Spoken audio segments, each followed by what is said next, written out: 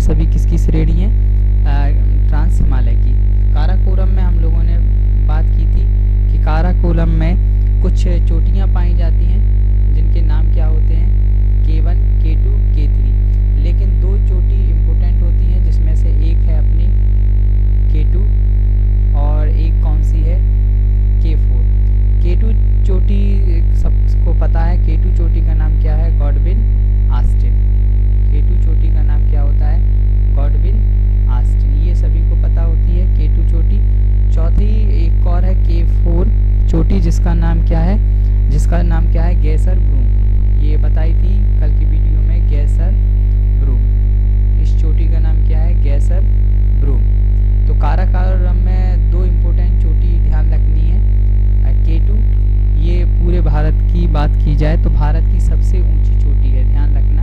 K2 की बात कर रहे हैं, ये सबसे ऊंची चोटी है, सबसे ऊंची चोटी है। किसकी है सबसे ऊंची चोटी? भारत की। भारत की सबसे ऊंची चोटी कौन सी है? K2, जिसका नाम क्या है? Godwin Austen. अगर पूछा जाए कि इसकी औसतन ऊंचाई कितनी होती है तो इसकी औसतन ऊंचाई होती है 8611 मीटर। तो गॉडविन ऑस्टिन की औसतन ऊंचाई कितनी होती है? 8611। ठीक है, ये काराकोरम की सबसे ऊंची चोटी है, साथ ही भारत की भी सबसे ऊंची चोटी है। एक और अन्य चोटी है जिसका नाम रखा अपन लोगों ने गैसर ब्रूम। इसके बाद अपन लोग आगे बढ़े थे। आगे बढ़ने पर अपन को पता चल गया था कि काराकोरम जो श्रेणी होती है उसके ग्लेशियर देखे थे। काराकोरम श्रेणी में कुछ महत्वपूर्ण ग्लेशियर हैं, जैसे कि एक ग्लेशियर देखा था जिसका नाम क्या है? सियाचिन ग्लेशियर। उसके बाद दूसरा इम्पोर्टेंट ग्लेशियर कौन सा? बियाफो ग्लेशियर।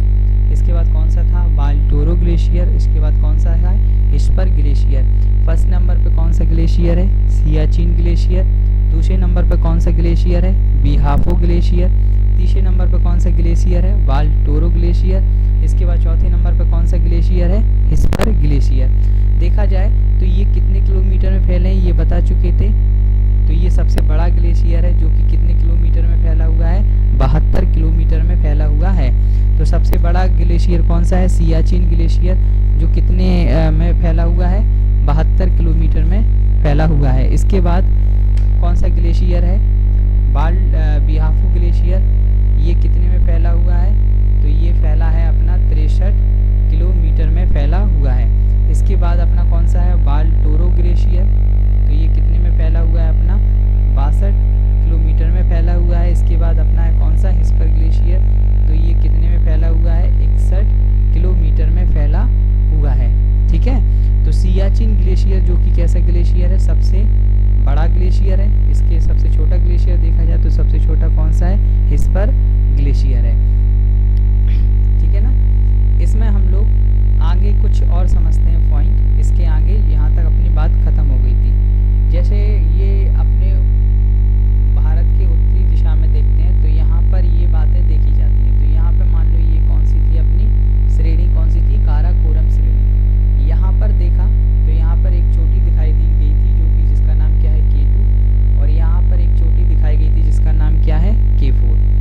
अब हम लोग इसका विस्तार ऊपर की ओर देखते हैं। इसका विस्तार काराकोरम श्रेणी जो दिखाई दे रही ये ऊपर की ओर चली जाती है। इस ऊपर की ओर जाने पर यहाँ पर हम लोगों को एक पामीर की गांठ मिलती है। क्या मिलती है? पामीर की गांठ। गांठ की जगह पे हम लोग पठार शब्द का यूज भी कर सकते हैं। तो पामीर का पठार, पामीर का पठार यहीं पर मिलता है। तो पामीर का पठार जो है वो किसका हिस्सा है? तो वो काराकोरम श्रेणी का हिस्सा है। अगर काराकोरम श्रेणी के ऊपरी भाग को देखा जाए तो ऊपरी भाग में क्या पाया जाता है? पामीर का पठार देखा जाता है। ठीक है, और अगर हम काराकोरम श्रेणी के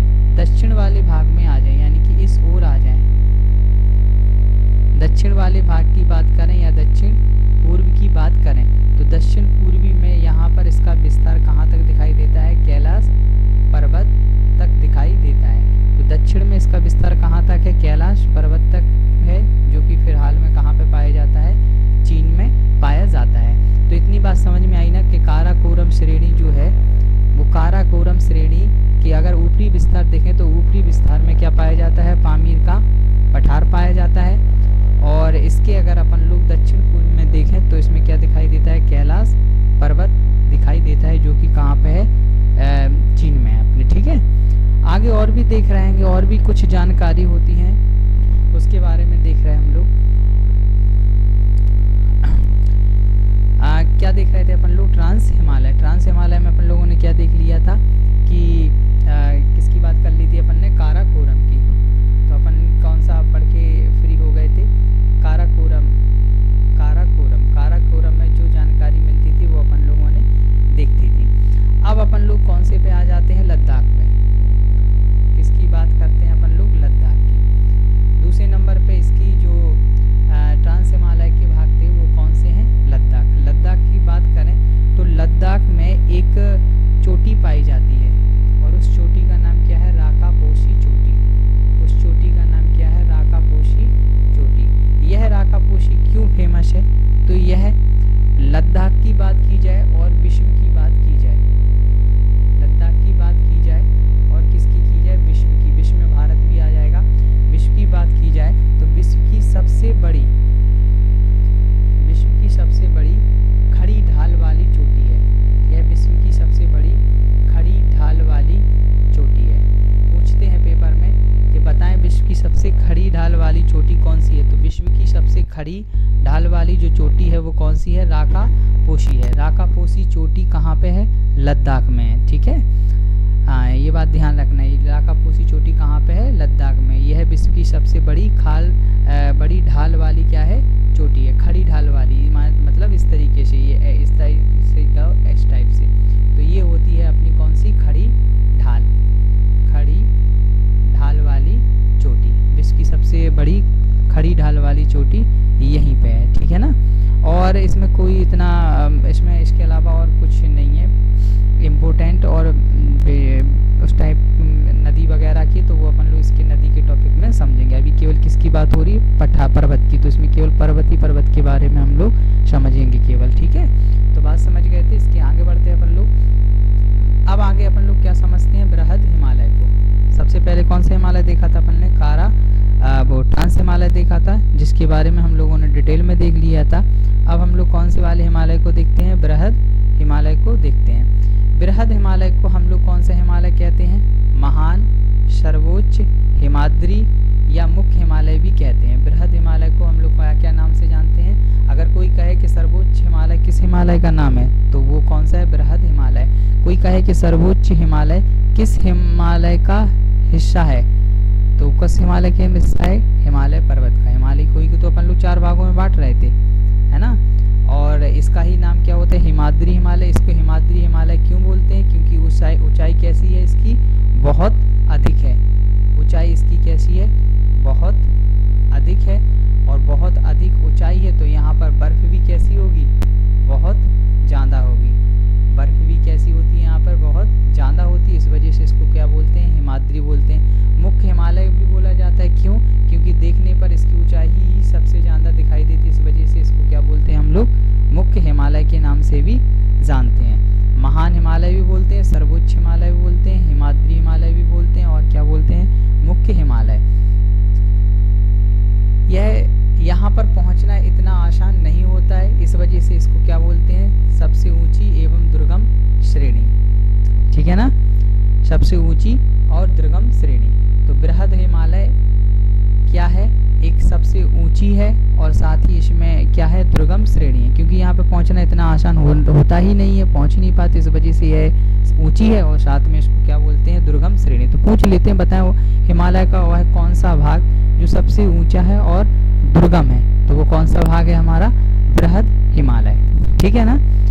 यहाँ पर सदा हिमचादित होता रहता है, यानी कि कहने का मतलब है यहाँ पर हमेशा बर्फ पड़ती रहती है, हिम पड़ती रहती है। इसकी औसतन ऊंचाई कितनी होती है? पहले भी बता चुके हम लोग, 6100 मीटर होती है। ठीक है ना।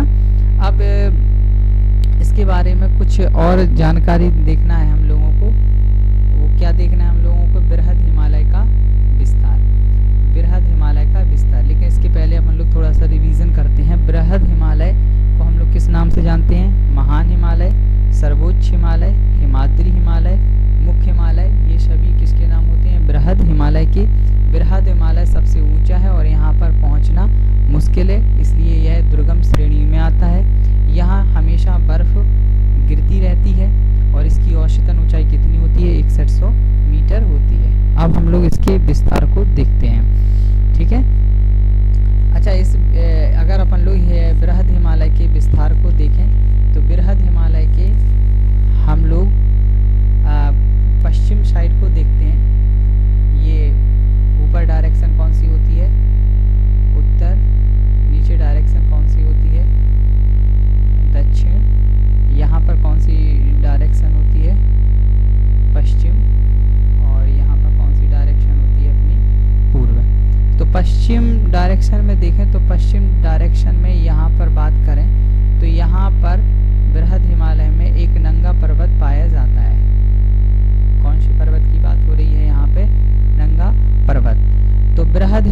पश्चिम में कौन सा पर्वत स्थित है? नंगा पर्वत। और फिर इस हिमालय के आगे की ओर चलते हैं तो दो अन्य पर्वत अपन को दिखाई देते हैं उत्तराखंड के साइड में, तो जिसमें से एक को क्या बोलते हैं? कामेट। क्या बोला जाता है? कामेट। और दूसरी यहाँ पर दिखाई देती है नंदा पर्वत, नंदा देवी। कामेट पर्वत है और ये कौन सा है? नंदा पर्वत है।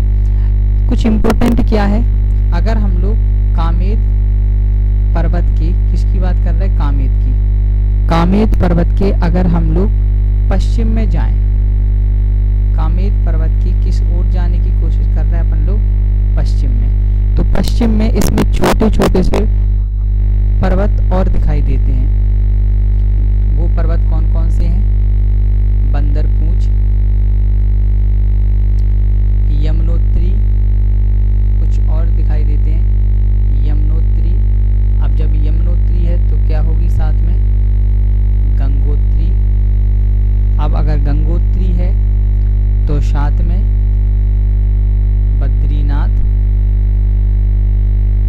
बद्रीनाथ होंगे।